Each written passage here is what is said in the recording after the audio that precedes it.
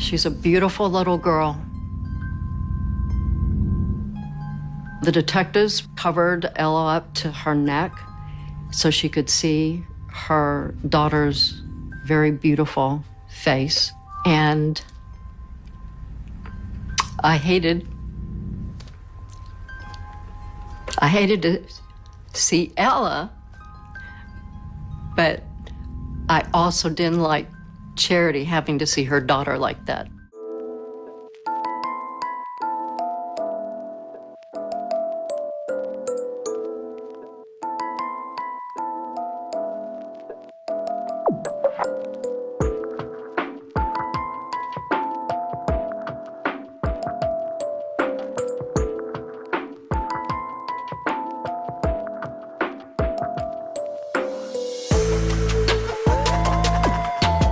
Welcome or welcome back, and thanks for being here. I'm Cassie, and this is A Wicked World. If you haven't subscribed to the channel yet, then go ahead and click that button now, so you'll be kept up to date whenever I upload a new video, which is at least 3 times every week, usually more. And if you already have subscribed, then just double check that you are still subscribed to the channel, as I've been hearing from quite a few people that YouTube has been unsubscribing them. Now, the story I have for you today is about a little girl who was horrifically killed by someone who was always there for her. Someone who she thought, all the way up until the attack, loved her more than anything. This is the story of Ella Bennett.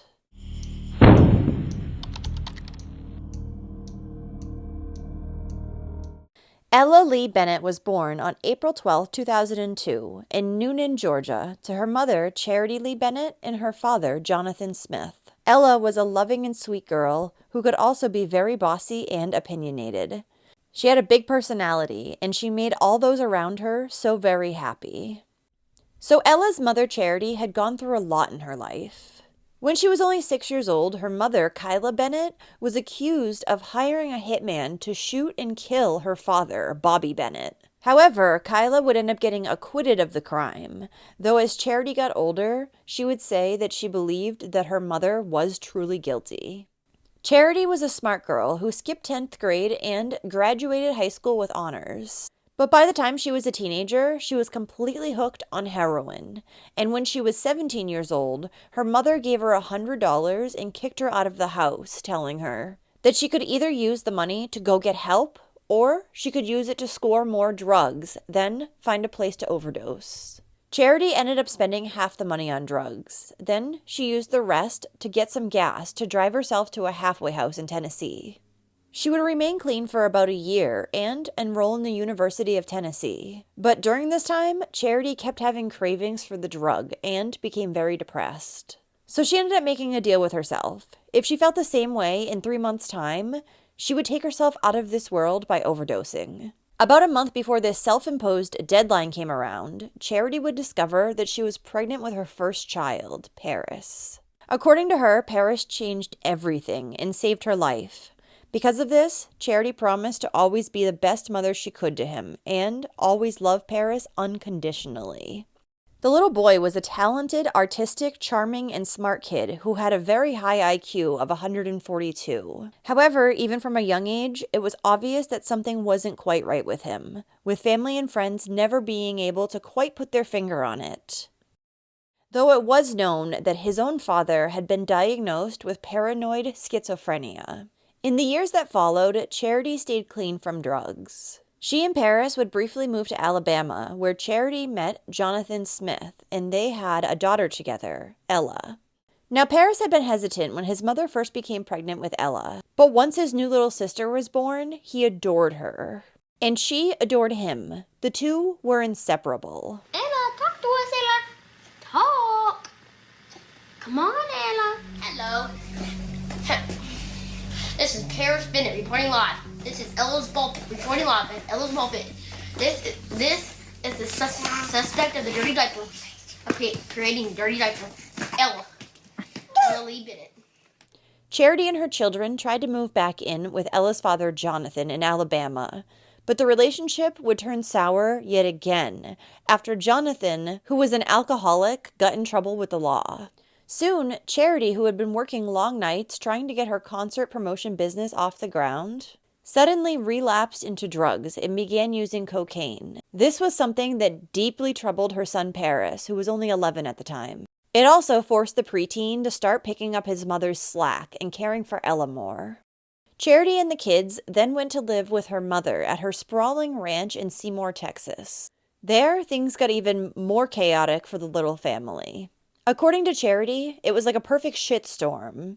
And her dysfunctional relationship with her mother would reach its breaking point at the same time that she was struggling to get clean again. Though it's said that within 6 months of her picking up the drugs, she was once again clean. But Paris had become angrier and angrier at his mother for her drug addiction, and his behavior soon began to spiral out of control. He would bang his head on the walls until it bled, throw glass, and one time he threatened his mother with a knife. One day, while still living with Charity's mother, Ella and Paris were playing with another little girl who lived nearby, when Paris suddenly broke the toy they were playing with. After Ella got upset, Charity scolded her son and put him in a timeout. She had then stepped away for a minute, when all of a sudden one of the housekeepers yelled that Paris had grabbed a kitchen knife and bolted out the door. When Charity and her mother finally tracked Paris down, he began waving the knife at them. His grandmother eventually ended up grabbing the blade and wrapping her arms tightly around him. After this incident, Charity admitted her son to the Red River Hospital, a nearby psychiatric facility. But she grew frustrated with the doctors after having him there for a week, claiming that they refused to communicate with her, which led her to believe that they were doing little to assess or treat Paris. At the end of Paris's stay, Charity went to pick up her son, and the facility gave her some basic discharge papers, with no indication that she should worry about his behavior going forward. Shortly after, the family moved to Abilene, Texas for a fresh start. On the night of February 4th, 2007, Charity had to work her shift at a Buffalo Wild Wings, so she hired a 21-year-old Hardin-Simmons University student to babysit 13-year-old Paris and 4-year-old Ella. The babysitter would take the two children out for Chinese food before they then watched Alice in Wonderland together. Following that, Ella would go down for bed and Paris would go into his room to finish his homework. It was sometime around 10 p.m. that night that Paris convinced his babysitter that she could go home and he and his sister Ella would be fine until their mother arrived back. Once she left, however, Paris grabbed a kitchen knife and walked into the bedroom where his sister was sleeping. He then proceeded to beat, choke, and stab his sister 17 times. An autopsy report would note a deep cluster of stab wounds on Ella's chest, along with numerous cuts on her fingers, arms, and forearms, indicating that she had fought back. After brutally murdering his sister, instead of calling 911, Paris would call up a friend from school and spend 6 minutes chatting with him on the phone. Upon hanging up, he would wait another 2 minutes before calling 911 and reporting what he'd just done. Abilene 911. Hello? Abilene 911, go ahead. I actually killed somebody. You think you killed somebody? No, I know I did. My sister. Okay, where's your sister now? She's in the bed. Is she breathing? No, I looked. I feel so messed up. Okay, calm down, okay? I want you to stay on the phone with me, okay? Mm-hmm. Now, what's your sister's name? Her name is Ella. Ella Bennett. How old is Ella? 4. She's 4 years old? How old are you? 13. Is she bleeding anywhere? Yes, she's bleeding all over the bed. Because I stabbed her. What did you stab her with? A knife. Okay, where'd you stab her? Lots of places. Okay, Paris, where's the knife? It's on the bed with her. I didn't mean to. I know, Paris. Okay, I want you to stay calm for me, okay? Okay, listen to me. Paris? On the emergency call, Paris had been guided through doing CPR on his 4-year-old sister Ella, which he said he was doing, but in reality, he was just sitting there staring at her dead body. This was determined after a detective noted that there was almost no blood on the floor. She had stab wounds on her back that would have leaked blood onto the floor if he had been giving her chest compressions. Police had arrived at the house within minutes of the 911 call being made, and Paris was arrested, all before Charity could even make it home from work. After his arrest, Paris told officers that he'd attacked Ella while in the throes of a vivid hallucination, that he was sleeping next to her when he woke up to a terrifying scene, a demonic version of his sister engulfed in flames that was laughing maniacally at him. However, detectives seriously doubted Paris's versions of events. One police officer who interviewed the teen on the night of the murder wrote in his notes that Paris looked as if he was attempting to cry, but he was not sincere in these attempts, as he had no tears at all coming out of his eyes. Paris would end up being charged with capital murder for what he had done to his 4-year-old sister. He was not tried as an adult, however, since the minimum age in Texas is 14. Now, at first, Charity tried to believe the version of events that Paris had told her, police, and the 911 operator, that he had just been vividly hallucinating when he killed Ella. But that all changed when Charity got Ella's autopsy report back about a week later. She had no idea that her daughter had suffered so much, and she had no idea that Paris had SA'd her. Police had found semen on the bed where Ella had been laying, as well as in the boxers that Paris had been wearing. Authorities would also find on Paris's browsing history tons of porn, and not just normal stuff. He had been looking up things such as bondage, sadism, and even snuff films. So on the mother's next visit to the Juvenile Justice Center where Paris was being held, she confronted him and told him that she knew he was lying to police. That's when Paris got quiet and there was an entire shift in his demeanor. According to Charity, it was like a whole nother person took over. He began laughing at her and then said, "Well, it took you fucking long enough." Paris had then grown violent when Charity asked him about the semen that police had discovered. He flipped a table before storming off and then punching a wall. Following Ella's murder, Charity would also be given the full file from the Red River facility where Paris had gone a year prior. And it was then that she discovered that her son had been obsessed with shooting, killing, and had homicidal ideations. Something she claimed she was not informed of at the time of Paris's release. Though, according to Charity's mother, Kyla, she had been made aware of this information when Paris had been released a year prior. There had also been some other concerning behavior by Paris prior to Ella's murder. In a home video, you can see Paris roughly shaking Ella before making her slap herself in the face when she was just an infant. He also pretended to choke her when she was a toddler, and was seen in another video asking his mother Charity what her least favorite words are, before questioning if these words might be killing Charity's children. Hey. Say bad, Ella, bad. Paris, what is your problem? Mom, what's your least favorite word? My what? Your least favorite word. Or sentence. I don't know. Kill Charity's children. Paris. 2 weeks after the murder, Charity found herself at a district attorney's office, staring at her son, who told her, "You used to say you'd never be able to kill anybody unless they hurt one of your kids. I bet you didn't think it was going to turn out like this." It was clear that he really wanted to hurt his mother. The 13-year-old would end up eventually being diagnosed as a psychopath and was sentenced to 40 years behind bars. For Ella's sake, Charity wanted her son to be punished for what he had done. But for Paris, she wanted him to receive the lightest sentence possible and get the help that he very clearly needed. In the courtroom, she was torn over which side to sit on, and a bailiff ended up getting her a chair so she could sit in the middle of the aisle. Charity did, however, read a prepared statement advocating that she believed her son should be sent to jail. The mother said, "I truly feel my son is dangerous, and that if he was released, I'd be in danger or somebody else could get hurt." But at the same time, she knew what prison meant for him. She knew there was the possibility that somebody would hurt him for perpetrating a crime against a child. Charity knew her son might not survive, and she was helping send him there.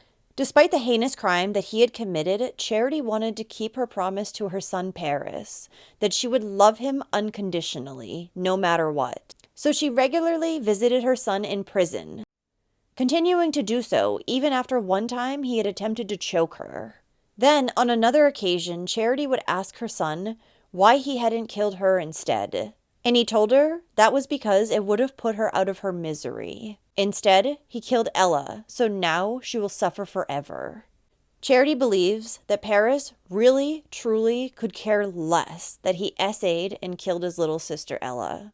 While Paris was serving time in jail, he wrote about Ella's murder in troubling detail, as well as about his deep resentment for his mother due to her drug use. Paris would eventually end up admitting that he had had no vivid hallucinations on the night that he had killed his sister, and that he had first lied to police because he was afraid of what they might do to him. Paris claimed that he was deeply troubled when he found out about his mother relapsing on drugs. At the time of the murder, apparently he suspected that she had again relapsed, though Charity claims that that was not true. And kind of what I came to after a very long period of analyzing myself was I own the mistakes that I made as a mother. Nobody is a perfect parent. We all mess up. But when I look back at how I parented my children and how I continue to parent my children, we all share some responsibility, but the ultimate responsibility is Paris's. He could have made other choices. He is not your typical youth offender. He's highly intelligent. He did not have a lot of the issues that a lot of the other children that I've worked with have. And so now, 10 years later, I have learned to live with the mistakes that I did make, but I do not feel the mistakes that I made justify or explain his actions.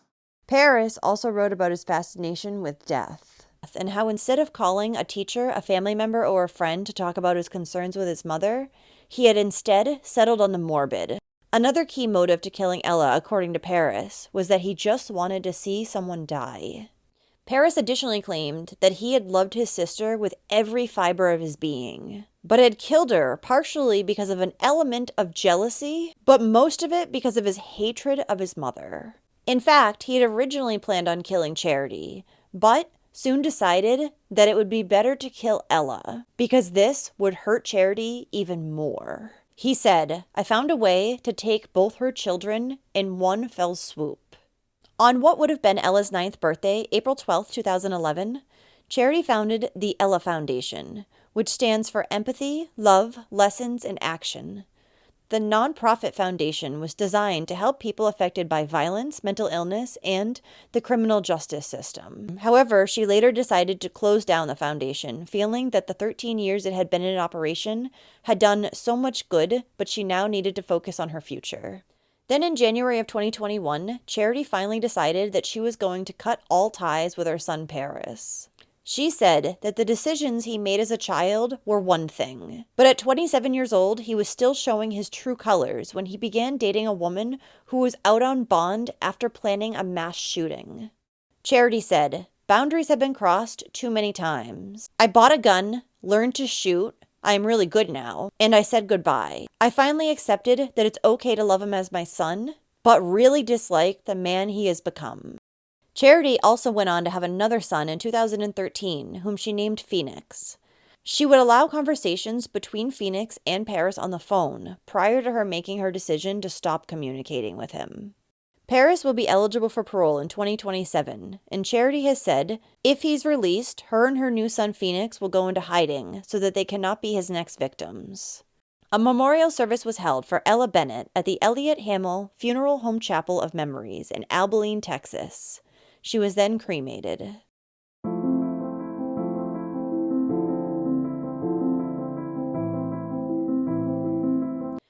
Well, thank you for listening to Ella's story today.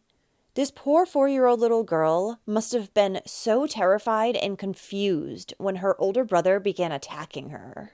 It breaks my heart that someone she loved and trusted carried out such a brutal assault, which ended her life. Though there were definitely some serious warning signs that something was not right with Paris prior to his sister's murder. And in my opinion, he definitely should have been given more help than he received. What do you think about this case? So if you like true crime and you want to hear it from me, then don't forget to hit that subscribe button below and turn on your notifications too, so you'll know when I upload a new video, which is at least 3 times every single week. Thanks for watching A Wicked World today. Until next time, take care guys. Bye. Thank you to all the patrons of A Wicked World. Now, there's even more of A Wicked World on Patreon. So check it out at patreon.com/awickedworld or use the Patreon app.